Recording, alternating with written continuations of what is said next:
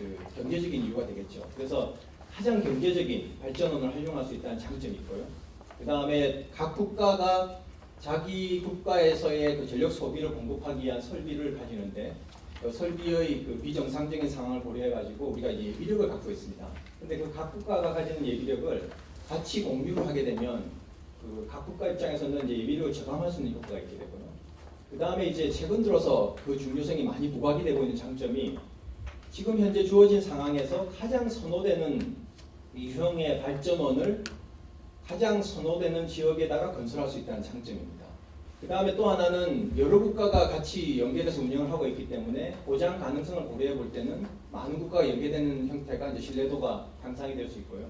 그 다음 또 하나는 결국 더 큰 계통의 운영을 하게 됨으로 해서 최적화를 통해서 그 손실을 저감할 수 있다는 부분이 되겠습니다. 우선 이 사업이 진행이 될 수 있으려면 이 사업 자체로 우선 그 경제성이 있어야 됩니다.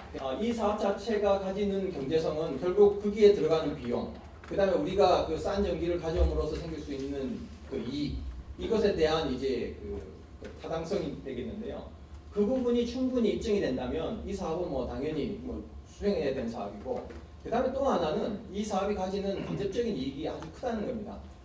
동부가 이 전력 개통의 연계를 통해서 아까 말씀하신 뭐 경기 공동초로에서의 시발점이 될 수도 있고, 그 다음에 전력망이 연계가 되어 있는 상태에서는 그 결국은 정치적으로도 훨씬 더 많은 문제를 좀 더 쉽게 해결할 수 있는.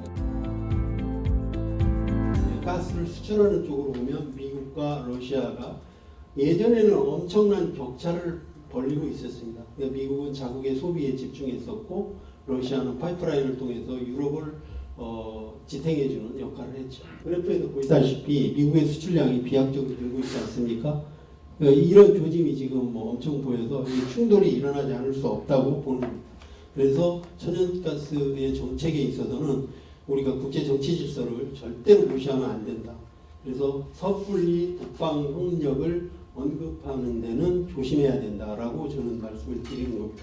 이제 한마디로 얘기하면 LNG의 지정학은 미국이 러시아로부터 유럽을 이제 프로텍팅 한다고 그랬는데 사실은 그 독일이나 이런 데가 천연가스를 매개로 해서 러시아나 동맹에 준하는 어떤 상호 이해관계를 결속을 다지는 그런 거를 사실은 배제하려고 노력하는 거죠. 그 다음에 이제 아시아 시장을 염두에 두고 알래스카 LNG 프로젝트를 계획을 했고요. 이제 조금 있으면 계약 갱신을 위한 협상이 시작돼야 되는 단계에 들어와 있습니다. 그래서 이 시점에서 우리가 굉장히 국가 전체적인 산업 전략으로 고려를 해야 된다고 저는 생각을 합니다.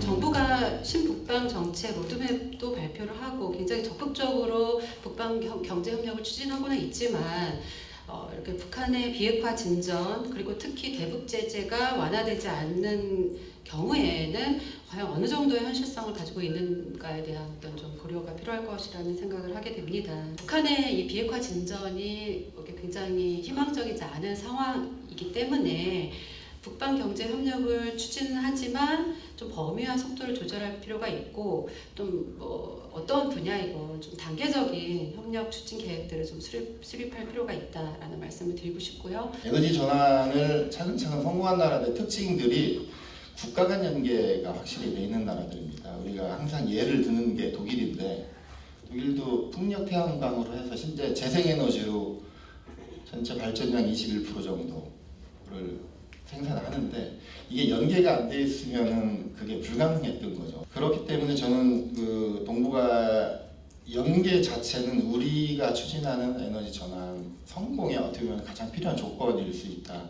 그렇게 보고 있습니다. 우리가 지금 중동 LNG 비중이 거의 한 40% 이상이 되고 호주가 한 20% 되고 나머지 말레이시아나 인도네시아 비중이 한 20% 이렇게 차지하고 있는데 러시아 비중은 한 4% 정도밖에 안 되죠. 사할인에서 한 150만 톤 들어오는데 아시다시피 지금 우리는 해상 수송을 통해서 거의 모든 걸 다 해결하고 있죠. 근데 이게 장거리죠.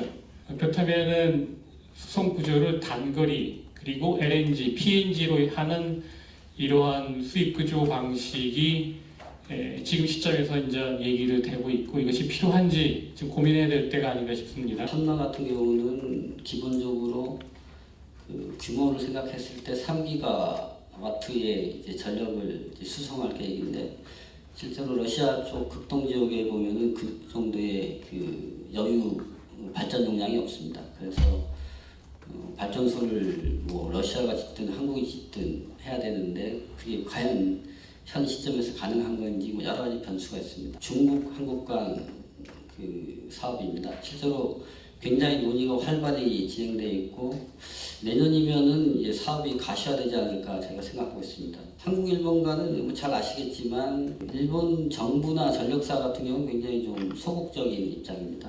에너지 협력을 위해서 우리가 많은 준비가 필요하다는 데 일치하는 것 같습니다. 새로운 에너지망 국가 간 네트워크도 한전의 고유 사업이라고 이렇게 하는 법제화가 필요하다고 보고요.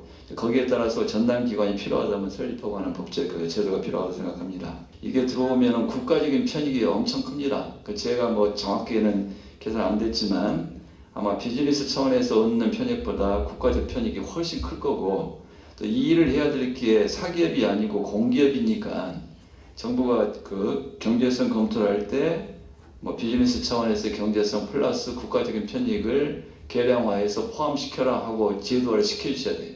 한전도 공기업이지만은 이익을 추구하는 기업이기 때문에 국가적인 편익을 위해서 내가 투자한다고 하기가 쉽지 않습니다.